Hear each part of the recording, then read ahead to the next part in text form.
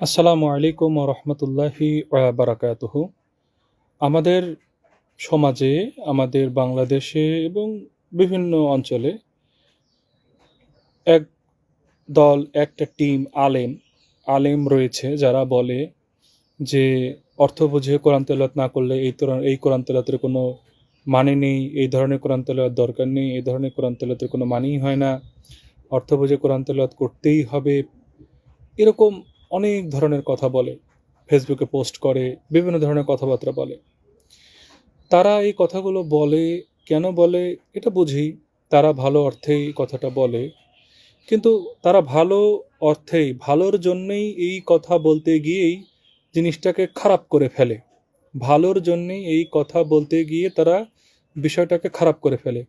অর্থ সহই কোরআন তেলাওয়াত করতে হবে, অর্থ জেনেই কোরআন তেলাওয়াত করতে হবে, এই বিষয়টা যেমন দরকার আছে, আবার বিষয়টা এমনভাবে উপস্থাপন করা যাবে না যেন মানুষ কোরআন তেলাওয়াত ছেড়েই দেয়। কারণ মানুষ বোঝে যে আমি তো অর্থ বুঝি না, আমি শুধু তেলাওয়াত করতে পারি, আরবি রিডিং পড়তে পারি। তাই যেহেতু আমি আরবি রিডিং পড়তে পারি, আমি অর্থ বুঝি না, তাহলে তো যেহেতু উনি বলছেন যে অর্থ সহ কোরআন তেলাওয়াত না করলে এর কোনো মানেই হয় না, এর কোনো মূল্য নেই, এর কোনো ভিত্তি নেই, তাহলে আর পরে লাভ কি? তাহলে ছেড়ে দিচ্ছে। আগে গ্রাম অঞ্চলে ঘোরাফেরা করলে অনেক ঘরে আমাদের নানি, চাচি, দাদি, মা, খালারা গুনগুন গুনগুন করে তেলাওয়াত করতো। তো এখন ফেসবুকে, ইউটিউবে দেখা যাবে যে বহু মানুষ এই ধরনের কথাবার্তা বলে যে অর্থ না বুঝে কোরআন তেলাওয়াত করলে কোনো লাভ নেই, অর্থ বুঝে কোরআন তেলাওয়াত করতে হবে, শুধু শুধু তুই কোরআন তেলাওয়াতের কোনো মানে হয় না। এই ধরনের বহুত বয়ান পাওয়া যাবে ফেসবুকে, অনেক পোস্ট পাওয়া যাবে, অনেক ভিডিও পাওয়া যাবে, ইউটিউবেও তাই, ইউটিউবে বেশি। তো এই ধরনের কথা, তারা যে অর্থে বলে সে অর্থটা ঠিক আছে, কিন্তু তারা যেভাবে উপস্থাপন করে কথাটা, এর ফলে তেলাওয়াতকারী তেলাওয়াত ছেড়ে দেওয়ার রেকর্ড রয়েছে, এর ইতিহাস রয়েছে। যে কারণ তারা এইভাবে বোঝে যে যেহেতু অর্থ না বুঝে কোরআন তেলাওয়াত করলে কোনো ফায়দা নেই, লাভ নেই, এই চিন্তা ভাবনা করে শয়তান তাদের অন্তরে ওয়াসওয়াসা দিয়ে তাদেরকে আস্তে আস্তে তেলাওয়াত থেকে দূরে সরিয়ে নিচ্ছে। এই জন্য এই ধরনের আলেম সম্প্রদায়ের প্রতি অনুরোধ, আপনারা যে এই কথাটা যখন এত সুন্দরভাবে বিশ্লেষণ করে বলছেন, তো আরটু ভেঙে বলুন যে অর্থটা এরকম না এরকম। আপনারা সংক্ষিপ্তভাবে কথাটা এমন কণ্ঠস্বরে, এমন ভঙ্গিতে উপস্থাপন করেন, ফলে যারা অর্থ না বুঝেও তেলাওয়াত করত, এই ধরনের তেলাওয়াতকারী তেলাওয়াত ছেড়ে দিয়েছে। এর জন্য কিন্তু আপনারা দায়ী হচ্ছেন, এই দায় আপনাদেরকে নিতে হবে। আবার অর্থ বুঝে কোরআন তেলাওয়াত না করলেও এর অনেক ফায়দা রয়েছে। কোরআন তেলাওয়াতের ক্ষেত্রে অর্থ বোঝা প্রয়োজনীয়তা নিয়ে আলেমদের মধ্যে এই যে আলোচনাটা তারা বেশ করে থাকে যে অর্থ বুঝতেই হবে। তবে বড় বড় ইসলামী স্কলার, জমহুর এবং সংখ্যাগরিষ্ঠ মতামতের ভিত্তিতে বিষয়টিকে সামগ্রিকভাবে দুই দিকে বিশ্লেষণ করা যায়। মূলধারার ইসলামী স্কলারদের মতে অর্থ না বুঝে কেবল আরবিতে বিশুদ্ধভাবে তেলাওয়াত করলেও তার সওয়াব ও প্রতিদান রয়েছে। অর্থ বুঝতেই হবে কথাটা এরকম না। মূলধারার ইসলামী স্কলারদের মতে অর্থ না বুঝে কেবল বিশুদ্ধভাবে তেলাওয়াত করলেও তার সওয়াব বা প্রতিদান আছে। তেলাওয়াত করা নিজেই একটি স্বতন্ত্র ইবাদত, অর্থ বুঝতেই হবে, এই ধরনের কথা বলে বলে রেগুলার তেলাওয়াতকারীদেরকে অনুৎসাহিত করা হচ্ছে। ফলে তারা তেলাওয়াত ছেড়ে দিচ্ছে এবং এই ধরনের দায় ওই সমস্ত আলেমদেরকে নিতে হবে।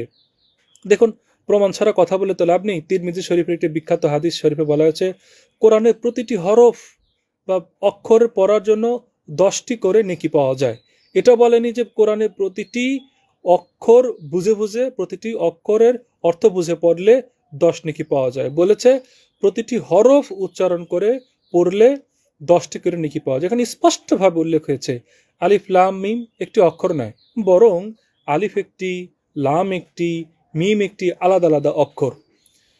তাই অর্থ না বুঝে কোরআন তেলাওয়াতের কোনো মূল্য নেই, অর্থ না বুঝে কোরআন তেলাওয়াতের কোনো মূল্য নেই। এই কথাটি মূলধারার ইসলামী আকীদা ও হাদিসের সাথে সামঞ্জস্যপূর্ণ নয়। আবার যে আলেমরা অর্থ বোঝার উপরে বেশি জোর দেন, তাদের মূল উদ্দেশ্য হলো কোরআন নাজিলের প্রকৃত লক্ষ্যটি তুলে ধরা। যেমন কোরআন নাজিল হয়েছে মানুষের জীবন পরিচালনার গাইডলাইন বা হেদায়েত হিসেবে। কেউ যদি এর অর্থ না বোঝেন, তবে তিনি কোরআনের নির্দেশনাগুলো নিজের জীবনে পুরোপুরি বাস্তবায়ন করতে পারবে না। তো এইভাবে ভেঙে বোঝাতে হবে মানুষকে।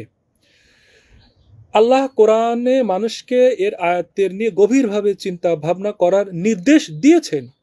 অর্থ না জানলে এই চিন্তা ভাবনা করা সম্ভব হবে না। এই দৃষ্টিকোণ থেকে কোরআনের পূর্ণাঙ্গ ফায়দা বা উপকার পেতে হলে অর্থ বোঝা অত্যন্ত জরুরি। এইভাবে ভেঙে বুঝিয়ে মানুষকে বলতে হবে। কিন্তু তারা যেভাবে উপস্থাপন করে, সংক্ষিপ্তভাবে, একদম ছ্যাং মেজাজে, ঠাস ঠাস করে, এমনভাবে উপস্থাপন করে যে অর্থ না বুঝে কোরআন তেলাওয়াত করলে সেই কোরআন তেলাওয়াতের কোনো মানেই হয় না। মানে তাদের বলার ভঙ্গি, তাদের উপস্থাপনের ভঙ্গির ফলে যারা অর্থ না বুঝে কোরআন তেলাওয়াত পারে, এ সমস্ত লোকজন ধীরে ধীরে কোরআন তেলাওয়াত থেকে সরে আসছে। এর দায় এই সমস্ত আলেমদেরকে নিতেই হবে। তো অর্থ না বুঝে পড়লেও কোরআন তেলাওয়াতের আধ্যাত্মিক মূল্য এবং সওয়াব যেটা রয়েছে সেটা পাবে।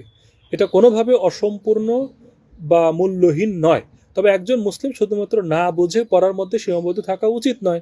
কোরআন বিশুদ্ধভাবে তেলাওয়াত করতে পারার পাশাপাশি এর অর্থ বোঝা, অনুধাবন করা এবং বাস্তব জীবনে আমল করা উচিত। এটাই জরুরি কথা, এটাই লাস্ট কথা। কিন্তু এটা এমনভাবে উপস্থাপন করতে হবে যেন যারা অর্থ না বুঝে কোরআন তেলাওয়াত করছিল তারা যেন অনুৎসাহিত হয়ে কোরআন তেলাওয়াত ছেড়ে না দেয়। আর যদি আপনার উপস্থাপনার ভুল উপস্থাপনার কারণে যারা অর্থ না বুঝে কোরআন তেলাওয়াত করতো তারা যদি কোরআন তেলাওয়াত ছেড়ে দেয়, এর জন্য আপনার মতো আলেমদেরকে কঠিন মূল্য চোকাতে হবে। এটা মনে রাখবেন। ভালো থাকুন। আসসালামু আলাইকুম ওয়া রাহমাতুল্লাহি ওয়া বারাকাতুহু।